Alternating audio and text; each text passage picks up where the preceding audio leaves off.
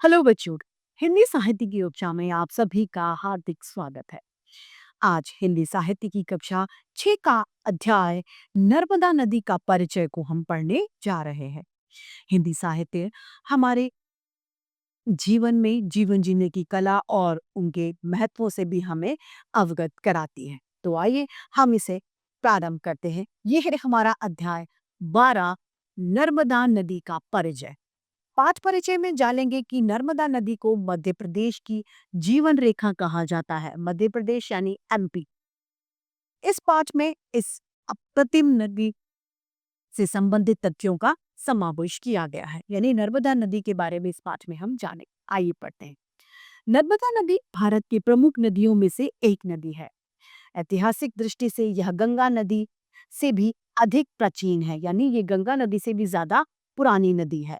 इस नदी से जुड़ी कथाएं भी मर्मस्पर्शी है। आइए पढ़ते हैं। ऐसा माना जाता है कि विंध्याचल प्रदेश भारत भूमि का सबसे पुराना प्रदेश है। इस प्रकार विंध्य पर्वत हिमालय पर्वत से भी ज्यादा पुराना पर्वत है। भारत के मानचित्र में विंध्य पर्वत श्रृंखला मध्य प्रदेश की शोभा में वृद्धि करती है, यानी उसकी शोभा को बढ़ाती है। मध्य प्रदेश में अमर कंटक नामक स्थान को नर्मदा का उद्गम स्थान, यानी वहां से अमरकंटक से ये निकली है, उद्गम स्थान माना जाता है। यह स्थान घने जंगलों से घिरा हुआ पर्वतीय स्थल है। कुछ वर्ष पूर्व तक अमरकंटक तक जाने का मार्ग दुर्गम था, यानी बहुत कठिन मार्ग था और वहां पर पहुंचना अत्यंत कठिन था। लेकिन अब कटली बिलासपुर रेल मार्ग द्वारा पेंड्रा या अनूपपुर से अमरकंटक तक पहुंचने के लिए घने जंगलों के बीच रास्ता बनाया गया है।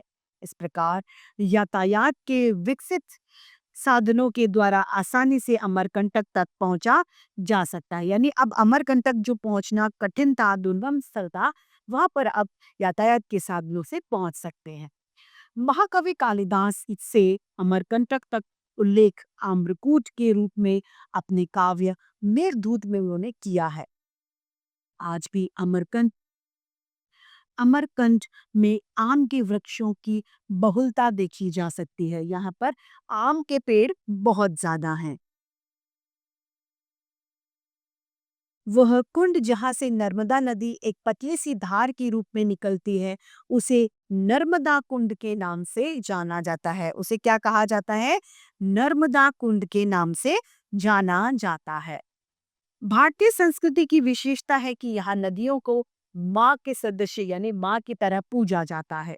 नर्मदा की धारा जिस कुंड से निकलती है, वहां सुंदर भव्य और विशाल यानी बड़ा मंदिर का निर्माण करवाया गया। वह मंदिर नर्मदा मंदिर के नाम से जाना जाता है। अमरकंटक नर्मदा ही नहीं, सोन नदी का भी उद्गम स्थल है, यानी यहीं से अमरकंटक से सोन नदी का भी उद्गम हुआ है। सोन नदी पूर्व की ओर बहती है, लेकिन नर्मदा का बहाव पश्चिम की ओर है। नर्मदा और सोन के विपरीत बहाव को लेकर एक धार्मिक किंवदंती प्रचलित है, यानी एक लोक कथा प्रचलित है। सोन नदी को पुरुष माना जाता है और नर्मदा को स्त्री माना जाता है, यानी ये पुरुष वर्ग है सोन नदी और नर्मदा नदी महिला। इनका विवाह होने वाला था। स्वयं विंध्याचल ने विवाह का आयोजन किया था। सारी तैयारी हो चुकी थी, लेकिन किसी कारणवश नर्मदा को यह विवाह स्वीकार न हुआ और वह दूसरी दिशा में बह चली। रास्ते में पुरोहित ने पर्वत के रूप में नर्मदा को मनाने का प्रयास किया, पर नर्मदा उस बात को नहीं माने। प्राचीन ऋषियों ने नर्मदा को चिरकुमारी भी कहा है। वेदों और पुराणों ने गंगा नदी की तरह नर्मदा का भी बेहद उल्लेख मिलता है। ऐसा माना जाता है कि अनेक ऋषियों तथा मुनियों ने इसके तट पर तपस्या की है, तप किया है। यह नदी गंगा आदि पवित्र नदियों की जैसे यानी समान ही धार्मिक महत्व रखती है। नर्मदा कुंड से निकलती निकली नर्मदा की पतली धार 1 किलोमीटर के बाद दिखाई नहीं देती। लगभग 5-6 किलोमीटर के बाद एक प्रपात के रूप में 50 मीटर की ऊंचाई से गिरती हुई ये इसे कपिल धारा कहते हैं। इसके बाद नर्मदा नदी का एक और प्रताप दूध धारा यानी सफेद के दूध की तरह सफेद जो होती है उसके रूप में अमरकंटक में देखा जा सकता है।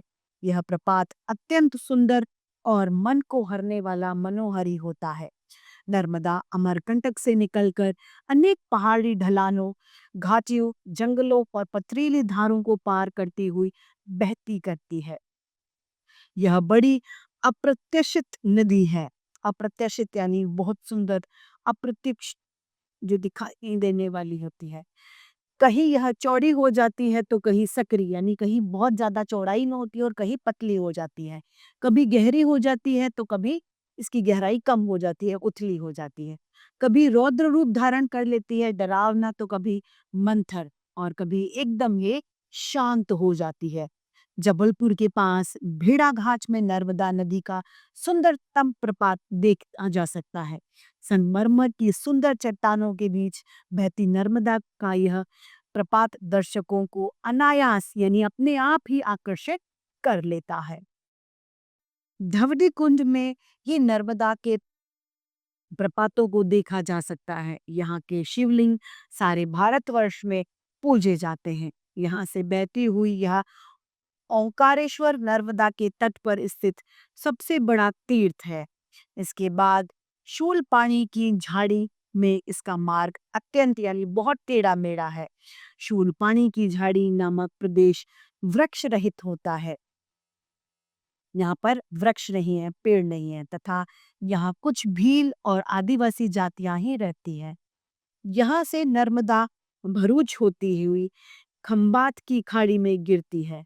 इस प्रकार अमरकंटक से निकली नर्मदा नदी जो एक पतली सी धार के रूप में दिखाई देती है, वही नर्मदा अपने गंतव्य यानी अपने स्थान जहाँ पर उसे पहुंचना है तक पहुंचते पहुंचते 20 किलोमीटर चौड़ी हो जाती है। सोचिए उसकी चौड़ाई कितना बड़ा रूप धारण कर लेती है।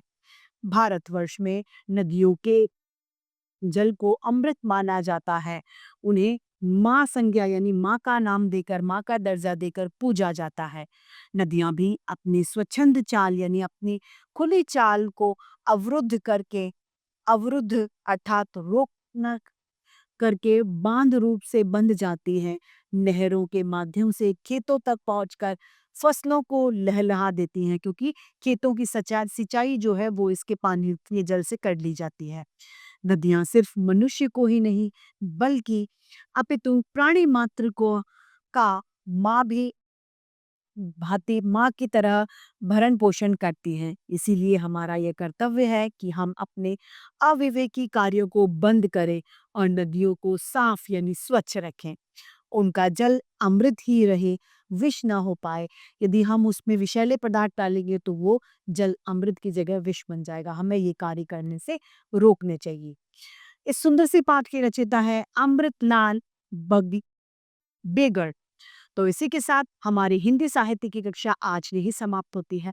फिर से हिंदी साहित्य की कक्षा में ऐसे रोचक अध्याय लेके आपके समक्ष प्रस्तुत होते रहेंगे।